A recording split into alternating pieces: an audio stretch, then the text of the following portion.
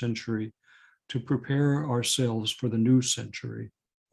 And we need to listen to H.G. Wells, who warned that human history becomes more and more a race between education and catastrophe. We are in such a race now. It is up to us to define the emerging contours of dark persuasion.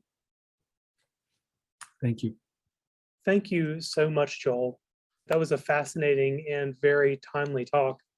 If I may, I thought I would get us started with something I've been wondering about. You know, your book contains so many examples of the challenging role that psychiatry has played in exploring or aiding coercive persuasion, brainwashing, I guess I'll say. It's easier for me to say. How do you see the field of psychiatry responding to those ethical dilemmas today? Well, it wasn't just psychiatry. It was psychiatry, it was psychology, it was neurology, neurosurgery. This was a vast academic endeavor in the social, behavioral sciences and in all of the health sciences. And I think it continues to be that way. I don't think psychiatry is singularly vulnerable to the allure of brainwashing. It just happened that psychiatrists and psychologists have been involved in this very actively from the beginning. You know, I'm reflecting on the changes just in medical research in general that led to institutional review boards, and I think the training we all get says we learned from those past mistakes, and now we've reached a new era, right, where we engage in more ethical research. And so this is maybe a rhetorical question, but it's interesting to think about the studies that students will look back on 20 years from now, and how that might influence the notion of ethical research. I think the ethical restraints are going to be terribly important, so that we don't recapitulate this. In times of travail, in times of war, it's natural to look for things, but one also has to ask questions about what is the ethics of investigation. The sorts of things that happened under MK Ultra studies were just inexcusable. In the LSD studies, many people were surreptitiously dosed and became psychiatric casualties who had no idea what had happened to them. They'd be at a bar, someone would drop something in a drink. These things happened in the 50s and 60s. I will say that your chapter describing the work in McGill was eye-opening for me. That was a new area. Well, it is interesting. People just don't remember this, and it's not that long ago. And I think it's for this reason that it's important to look back in history. I must say that, referring back to some of my comments about research libraries and archives, studying this was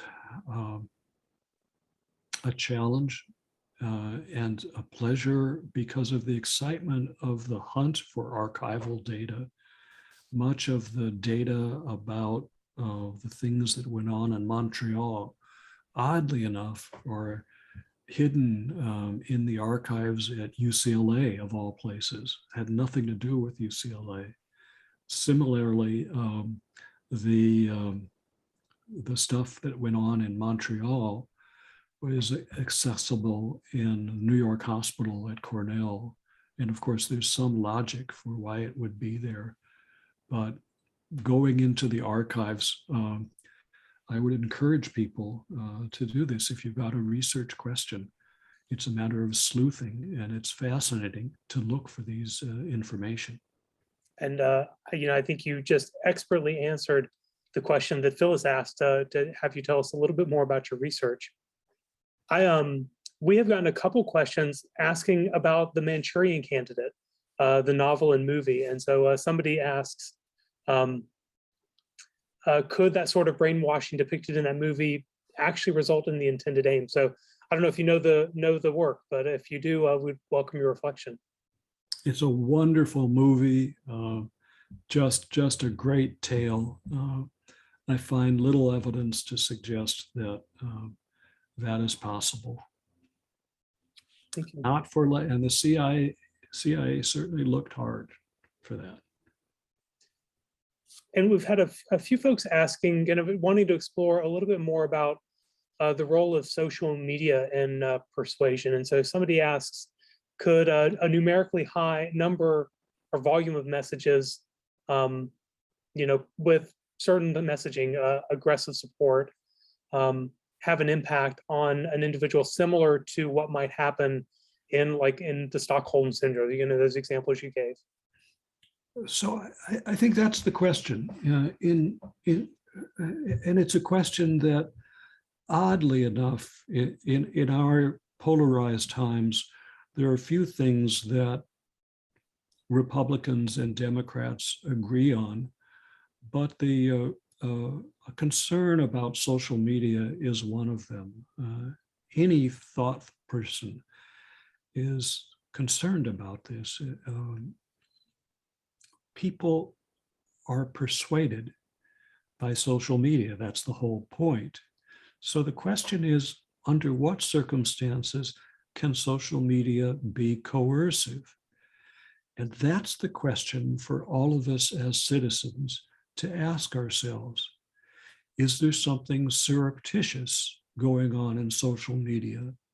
Are algorithms going on behind the screen that we're unaware of? Is bullying going on social media? Is there something addictive about social media?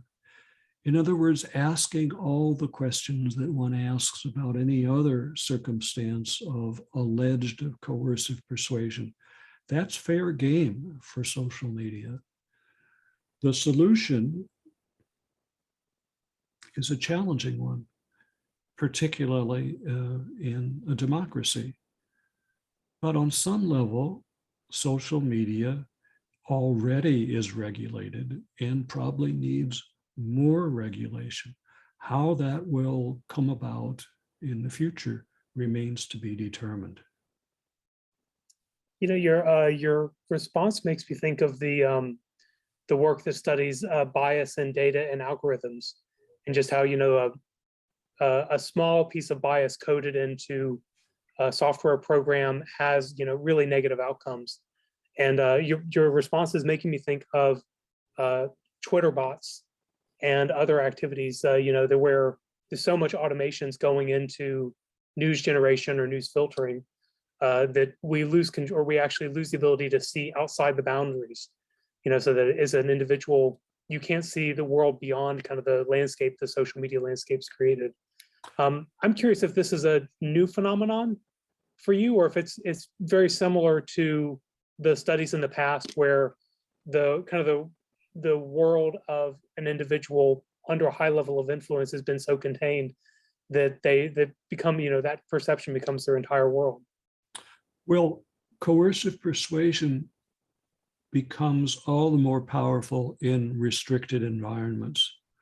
When you are isolated from former friends and family, when you are selectively exposed to only certain sorts of information, it becomes harder to struggle against coercive persuasion in those senses. Going back to Pavlov, Pavlov loved his dogs, and Pavlov demonstrated that dogs learn. We all know that.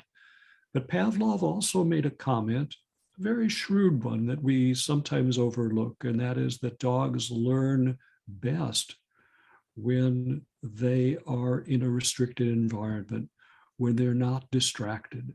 So the best way of training a dog, persuading, is in a quiet, restricted environment. So I guess I'd say that to the extent that the algorithms behind social media result in ever more restricted access to information and skewing information, we are in jeopardy. Well, thank you so much, Joel, for your time tonight. Just want to express appreciation. And actually, I'll read a quick comment from Douglas, who says, no question, just applause. The interest in and effort in this research is clear. We can infer so much from Professor Dimsdale's teaching just from his talk. And Douglas goes on to say, I'm here because of his service to the entire campus, well outside his own field and beyond medicine or health sciences.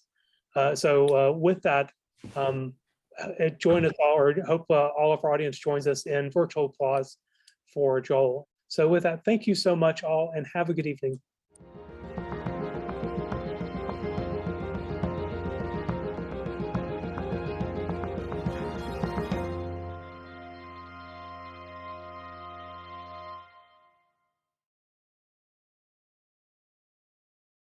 It's not 1,000 lights twinkling that makes their holidays special. It's you and 20 volts whirring, 10 dishes warming, 8 guests arriving, or 1 gift card gifting. Make the holidays yours with a little help from the Home Depot. How doers get more done.